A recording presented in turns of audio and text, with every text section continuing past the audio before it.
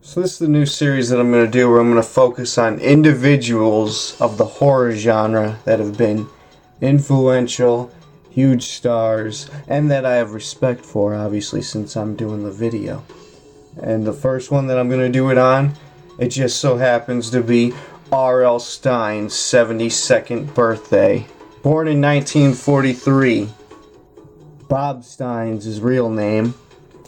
So let's go over some few factoids and I'll kind of go through his career and what I love about this guy. 400 million books sold. That's just an astronomical amount right there. That's just awe-inspiring. And he's written over 420 books. He even includes to write books this day. He came out with a Fear Street novel only a few weeks ago. Early on, let's start with his childhood. Early in life, it's said, I've listened to dozens of interviews with him on different podcasts and on YouTube and whatnot. And he always talks, when he talks about his childhood, he said he wasn't really like the normal kids. He didn't go outside in the house and play.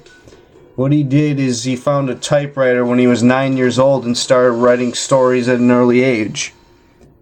And he said going to the barber shop, he was introduced to EC Comics and other as you can imagine, born in 1943. So he was a kid right in the heyday of pre-comic book code, which was implemented in October 1953. That's when they made the really lurid, graphic, and grotesque comics. It wasn't just EC Comics like Vault of Horror and Tales from the Crypt that were out there. There were dozens of different brands and startup brands. There was a huge market for them. That's back when they made the anthology comic books where it would be like 64 pages or 52 pages even. So he loved horror at an early age, but that's not what he delved into. He was also a guy of humor. So he went to Ohio State University, grew up in Ohio, and graduated there in 1965. He edited the humor magazine, I think it was called The Sundial there, for 3 out of 4 years that he was there. From there he moved to New York City, and this guy's just a true writer. He still writes every day, 5 hours a day. And from there he worked at Scholastic, and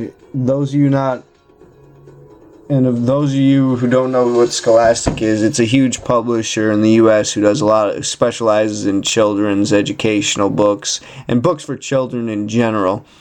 They come out with this catalog every year from what I remember. I was in kindergarten and elementary school in the early to mid 90s, right in the middle of his heyday. We'll get to that, but we're still building up on his career here.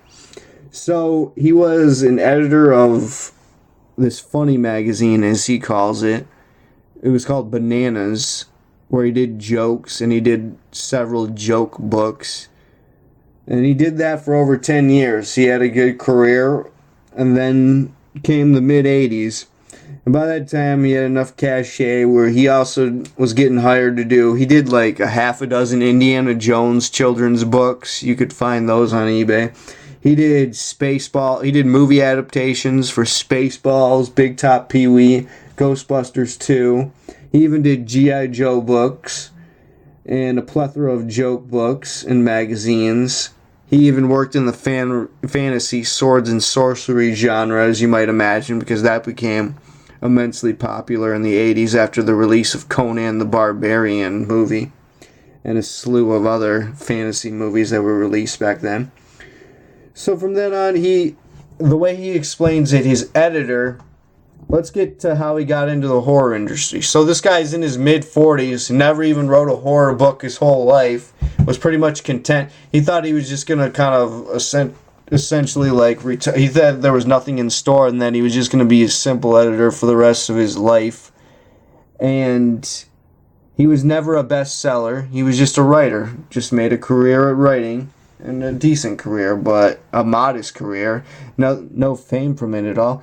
So in 1986, a female editor, I think as he explains it from what I recall, told him, you know what, thriller books were doing kind of good. Like, you know what, these aren't even that good, and I bet you could do a good one. And And this was over lunch, over like your Greek salad with pepperoni on the side. And so she was like, go home and write a thriller book. And he's like, okay, I'll see what I can do. So he wrote Blind Date, was his first thriller book. It was part of No series. And that went on to be his first bestseller. And he was shocked from it, as he explains.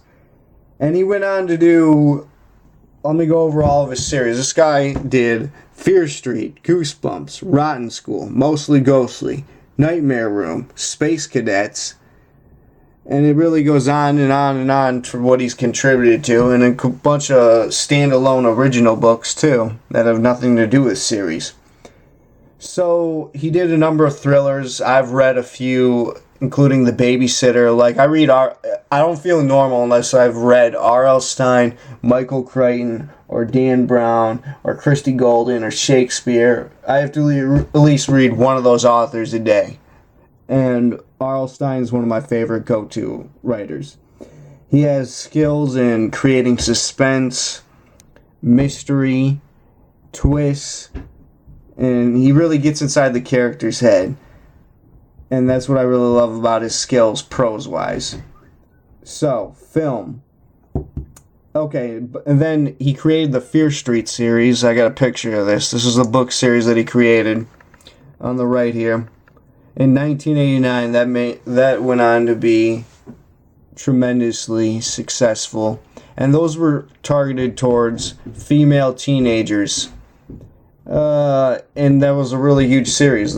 Those went on to be great bestsellers. And then in 1992, they were like, you know what? Let's cash in on the real children, the actual small children. And he didn't like the idea. He didn't want to do it. But then they kept pestering him, as he explains it, over the months, over the years. And he was like, you know what? If I come up with a good idea, a good name for the series, I'll do it. And the story goes that he had a TV Guide Network magazine back when they used to hand those out. And he saw that it said, you're going to have, next week is Goosebumps week on this channel. So he's like, Goosebumps. Okay, I'll do that. This was 1992 when he first launched the very first Goosebumps book. Don't Go in the Basement, if I'm not mistaken. And that was right when I was in kindergarten. And all throughout, so I grew up I was too young to really even pick up a Fear Street book back then.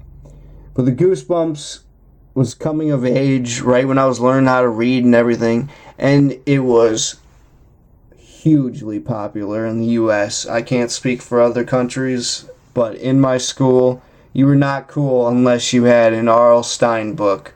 First, the graphic colors really sold them enough. They were so flashy, so garish, so grotesque, and you were like, I gotta have this book. Every kid had an R.L. Stine book with them. Even if you didn't read, you just had to have one. Like, yeah, I got R.L. Stine, so I'm cool. Can I sit with you guys? So that went on to do about 60 books.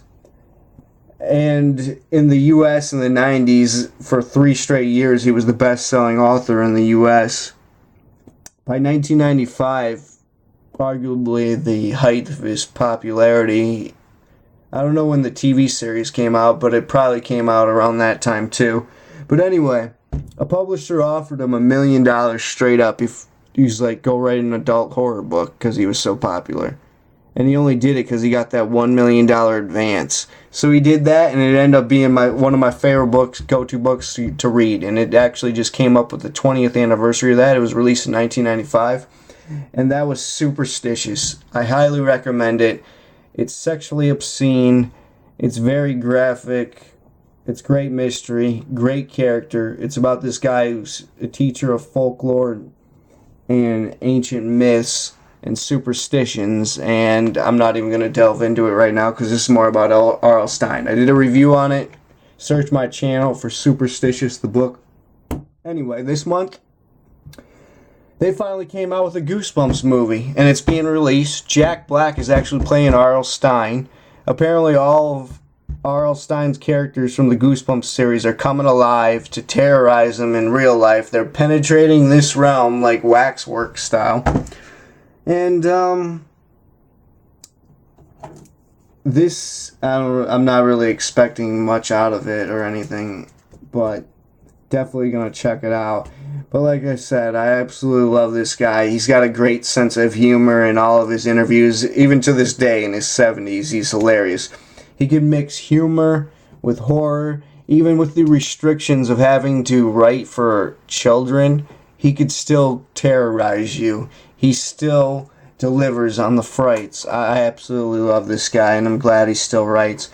And he's written so many books that I could spend the whole rest of my life just reading his books and reading them over and over, and I'm so grateful for that, and I thank you, R.L. Stine, for that. You are amazing, and always, forever, a true icon of horror, and definitely would be an inaugural member in the Horror Hall of Fame for Mr. Creepshow 09. Thank you for watching. I'm out.